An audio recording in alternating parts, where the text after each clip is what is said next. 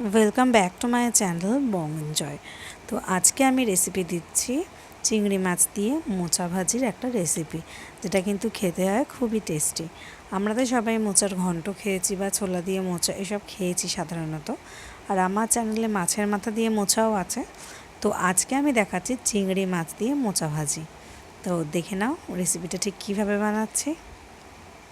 ফার্স্টে কিন্তু মোচাটা আমি লবণ দিয়ে ভালো করে সেদ্ধ করে নিয়েছি। লবণ আর মোচা আর আলু দুটোই কিন্তু একসাথে সিদ্ধ করে নিয়েছি। সিদ্ধ করে কিন্তু ভালো করে তুলে নিলাম। এবার কড়াইয়ের মধ্যে তেল দিয়ে দিচ্ছি, মাছগুলো ফার্স্টে ভেজে নেব।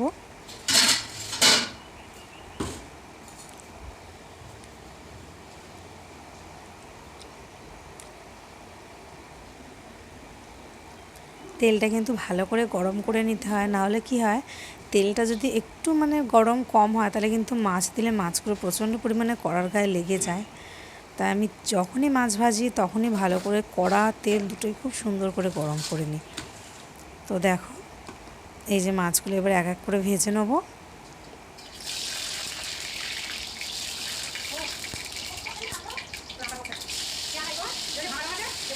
এই মাছগুলো আমি পটল দিয়ে রান্না করব। তো এই মাছগুলো ফার্স্টে ভেজে সাইড করে নিই।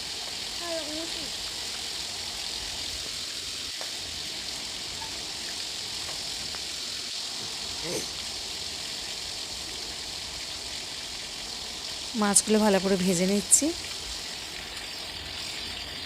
এই মাছগুলো ভাজা হয়ে গেলে তারপর আমরা চিংড়ি মাছগুলো ভেজে নেব।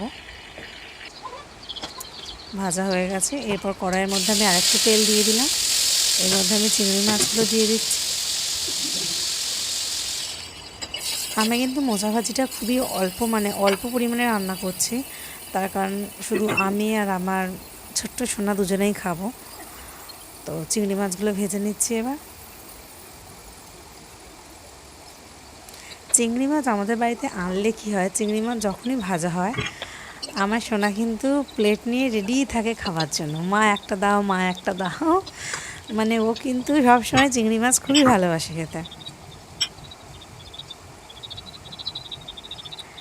এই যে চিংড়ি মাছগুলো খুব ভালো করে ভেজে নিচ্ছি। চিংড়ি মাছ কিন্তু খুব বেশি অনেকক্ষণ ধরে ভাজবে না, তাহলে কিন্তু ঠিক অনেকটা রাবারের মতো হয়ে যায়। তো চিংড়ি মাছ একটু হালকা করে ভাজাই বেশি ভালো। তো আমি তার মধ্যে আবার একটু তেল দিয়ে দিলাম। এরপর এর মধ্যে শুকনো লঙ্কা দিয়ে দিচ্ছি। শুকনো লঙ্কাটা একটু ভাজা হয়ে গেলে দিয়ে দিলাম অল্প একটু জিরে। ফোড়নটা ভালো করে ভাজা হয়ে গেলে তার মধ্যে দিয়ে দিলাম কুচনো পেঁয়াজ। পেঁয়াজটা খুব ভালো করে ভেজে নিতে হবে। পেঁয়াজটা খুব ভালো, পেঁয়াজটা ঠিক বেরেস্তা যেরকম হয় ঠিক সেরকম একটু কড়া করে ভালোভাবে ভেজে নিতে হবে পেঁয়াজটা।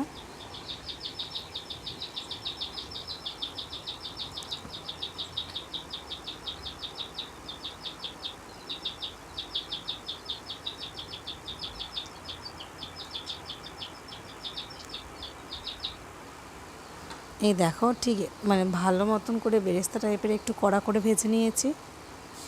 এরপর এর মধ্যে দিয়ে দিলাম বাটা মশলা। বাটা মশলা আদা, রসুন, জিরে আর শুকনো লঙ্কার পেস্ট। এবার এটাকে ভালো করে কষিয়ে নেব।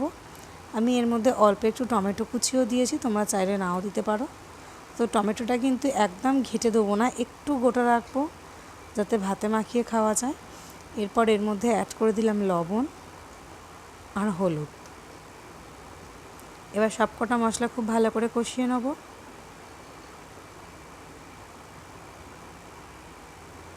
এরপর এর মধ্যে দিয়ে দিলাম সিদ্ধ করা মোচা আর আলু।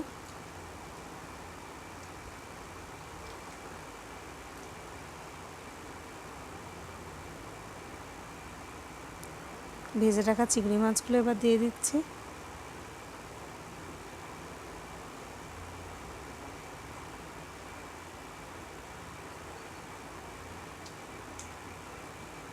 এবার এটাতে কিন্তু কোনো রকম জল দেবো না। এবার এর মধ্যে অ্যাড করে দিলাম অল্প একটু চিনি। তোমরা যে যেরকম মিষ্টি খাও সেরকম চিনি দিতে পারো। এটাকে কিন্তু বারবার ধরে নেড়ে চেড়ে মিডিয়াম গ্যাসেই কিন্তু এটাকে ভাজা ভাজা করতে হবে। খুব জোরে দিলে কিন্তু পুড়ে যাবে, যেহেতু জল নেই, তাই আঁচটা কিন্তু একদম মিডিয়াম ফ্লেমে রেখে দেবে। দিয়ে কিন্তু এটাকে বারবার নাড়াচাড়া করে একদম ভাজা ভাজা মতো করে নিতে হবে।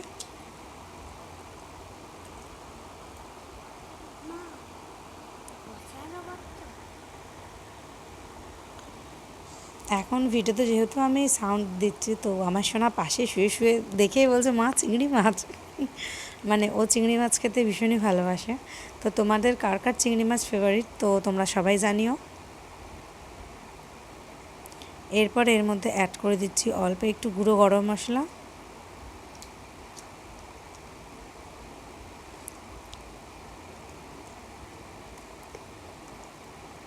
এখানে কিন্তু আমি শালিমারের গরম মশলা ইউজ করছি।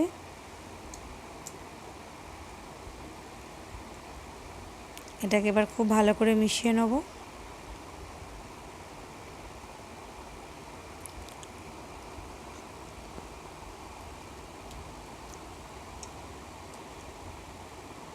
এটা প্রায় রেডি হয়েই এসেছে। আর একটু ভাজা ভাজা করে নেব, নিলে কিন্তু এটা পুরোপুরি রেডি হয়ে যাবে। আলুগুলো আমি একটু চটকে চটকে দিচ্ছি, যাতে বেশ সুন্দর মানে গা মাখা মতো একটা টেক্সচার চলে আসে।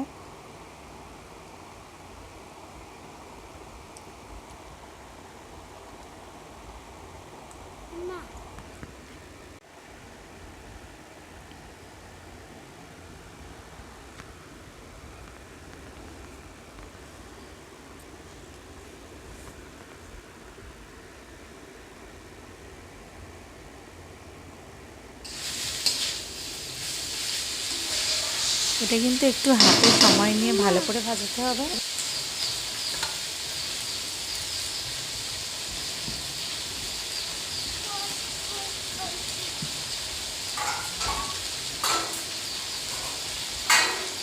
এটা তোমরা ঠিক যতক্ষণ টাইম নিয়ে ভাজবে ততই কিন্তু ভাত দিয়ে খেতে খুব ভালো লাগবে। এটা শুধু ভাত না, এটা কিন্তু রুটি পরোটা দিয়ে খেতেও খুব সুন্দর লাগে। তো এই যে প্রায় রেডি হয়ে গেছে, আমি এটাকে তুলে নিচ্ছি। এবার গরম গরম সার্ভ করে দেবো চিংড়ি মোচা ভাজি।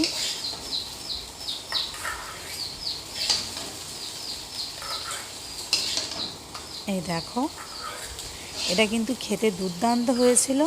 তো তোমাদের যদি রেসিপিটা ভালো লাগে তাহলে তোমরা অবশ্যই ট্রাই করবে। আশা করি তোমাদের সকলের খুব ভালো লাগবে। আর আমার চ্যানেলে যারা নতুন তারা অবশ্যই চ্যানেলটা সাবস্ক্রাইব করেছো। আর তোমরা যারা আমার চ্যানেলে প্রথম থেকেই আছো তারা অবশ্যই কমেন্ট করে জানিও আমার রেসিপি তোমাদের কীরকম লাগছে আর তোমরা কী কী রেসিপি দেখতে চাও। ধন্যবাদ।